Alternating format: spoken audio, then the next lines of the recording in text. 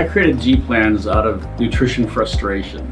One day during nutrition studies at Duke University, we came across a revelation. We discovered that everyone has a completely unique metabolic structure and type. Eating a generic diet program will not get you the results you want, and you will continue on a path of yo-yo dieting forever. Ultimately, sustainable food programs are built within your own specific metabolic template. I eat what Dr. G tells me to eat for my metabolic type. I don't call this program a diet because I eat more than on other programs.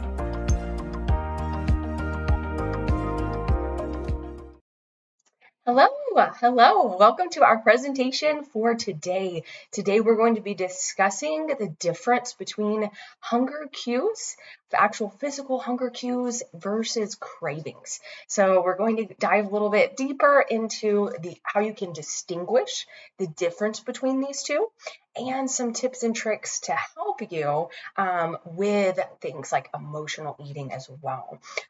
So gonna definitely discuss how to kind of reconnect with your true hunger cues.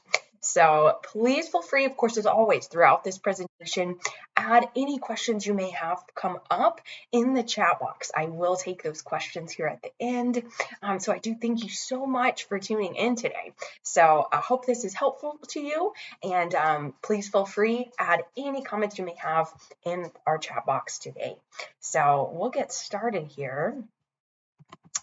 All right.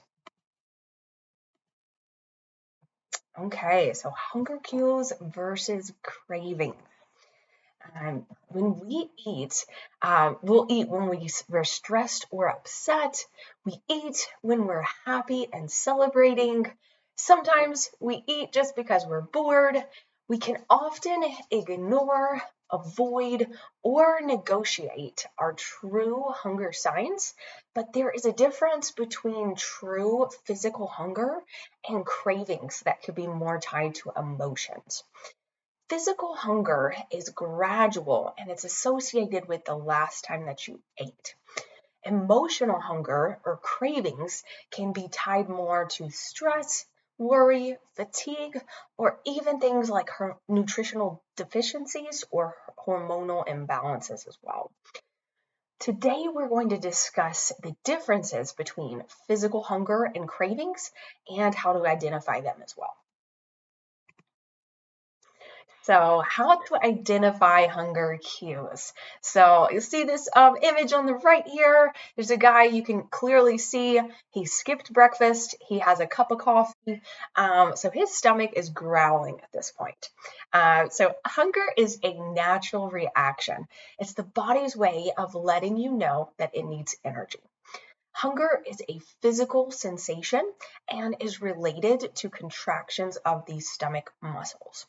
You may also feel symptoms such as headaches and dizziness when you're hungry, or even experience what we call hunger. All of these signs are caused by a dip in blood sugar levels.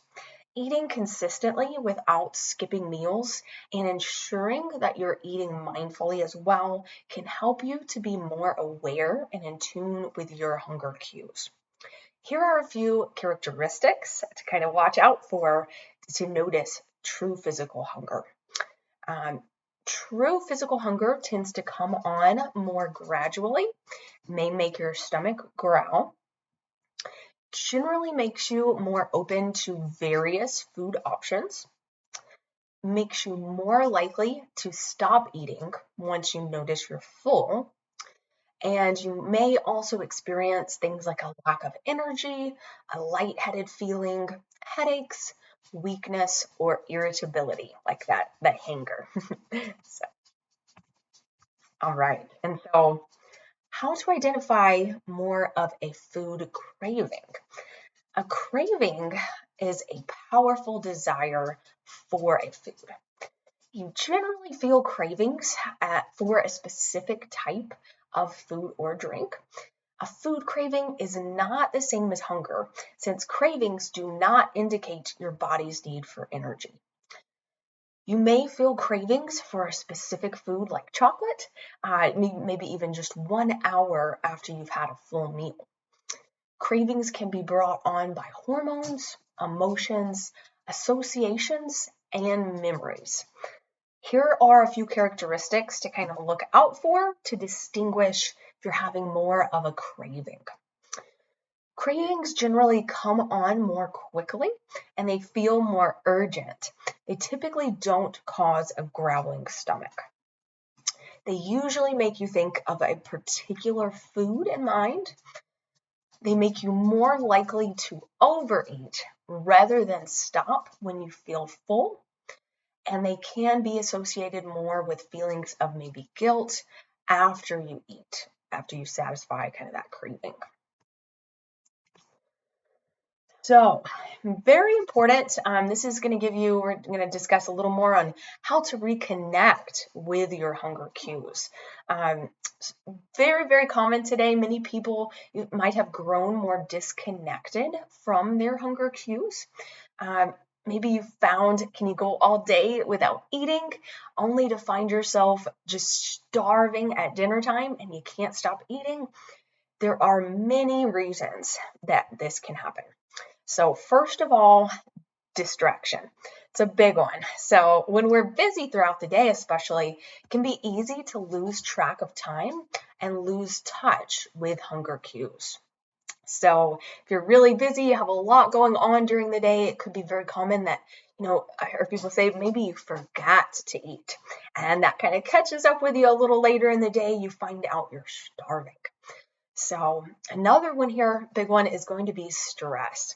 So stress has the ability to both suppress or increase our appetite as well. In times of increased stress, your senses may be dulled and you're more focused on what to do in order to reduce your stress or anxiety. So with distraction, with stress as well, these can both kind of combine and lead to sort of losing some of those hunger cues. Lastly, metabolism. So if you often go long periods of time without eating or you skip meals, your body will adjust by slowing your metabolism. This will also reduce your hunger cues. So I very often see with kind of focusing on eating more consistently throughout the day. Initially, it can be a little bit tough to kind of adjust to that if it's not something you've been doing. And usually after a couple weeks or so, eating consistently throughout the day, you actually begin to notice that you do have those hunger cues at those regular intervals throughout your day. So if you feel disconnected from your hunger cues, here are a few additional ways to help you reconnect with them once again. Number one, like I just said, eating consistently. So ensuring that you are eating consistently and not skipping meals is important to help you reconnect with your hunger cues. When you're eating at those regular intervals, you'll definitely start to see over time, usually that you do have those cues at those regular periods. Eating mindfully. So when we eat very quickly or while we're distracted, we're doing multiple things at once, this can cause us to be disconnected from feelings of fullness. Taking time to focus on eating more slowly and without distractions as much as possible can help us to notice when we feel full.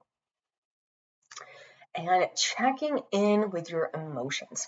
So when working on reconnecting with your hunger cues, you may find it tough to initially differentiate between cravings and true physical hunger. Slow down before eating to pause and notice how you're feeling at the time. This can help you to determine if a certain emotion is triggering a craving and help you to better address that emotion that you're feeling. I always encourage with something like this, maybe having a journal, kind of writing that down is very, very helpful as well. So tips on helping to avoid more emotional eating.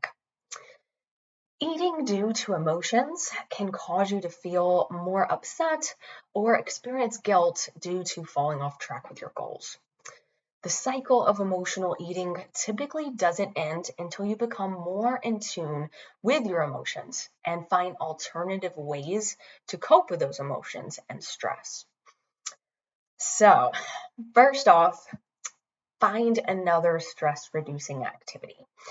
Discovering another way to deal with those negative emotions is often the very first step that will help you towards overcoming emotional eating.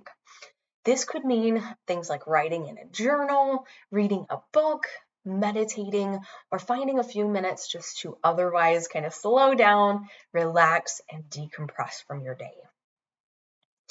Move your body. So a walk, a jog around the park, quick yoga routine, hey, maybe even just getting up and dancing for a moment can help you relax in particularly emotional moments. The endorphin boost that you gain from exercise as well will also help you to relax and boost your mood. Start a food journal. So keeping a log of what you eat and when you eat can help you to identify triggers that lead to emotional eating. Along with what you ate and the portion size as well, also record what emotion you're feeling at the time. So this can help you to kind of look back over time and see what, if any, maybe triggers that you have as well. Clean out your pantry. So if you notice that you tend to crave certain foods, like particularly those that might be higher in sugar, fats, or carbohydrates, then you may want to keep these foods out of reach when feeling emotional. Removing these from your kitchen if you can, or even just ensuring that they're out of sight, kind of maybe in a pantry a little bit higher up, can help so that you have a little more time to think before you grab them. And lastly, I would love if you'd share with me today what works for you. Do you have any tips to recommend that help you to really reconnect with those hunger cues or kind of avoid emotional eating as well?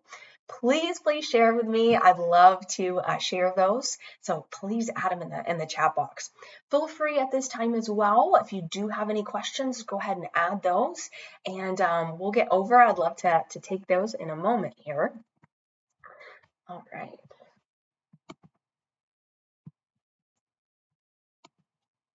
All right. Well, I don't see any questions just yet. Hope this topic was really helpful for you today. I definitely encourage two really big things that are going to help tremendously with reconnecting with those true hunger cues and just noticing your emotions in general. Of course, number one, eating consistently is going to help you get back on track with those hunger cues. And then, of course, journaling. As you may be tracking your food, adding another step on and kind of tracking those emotions and how you're feeling at the time can really help you to learn a lot more about yourself and those cravings you might experience. So thank you so much for tuning in today.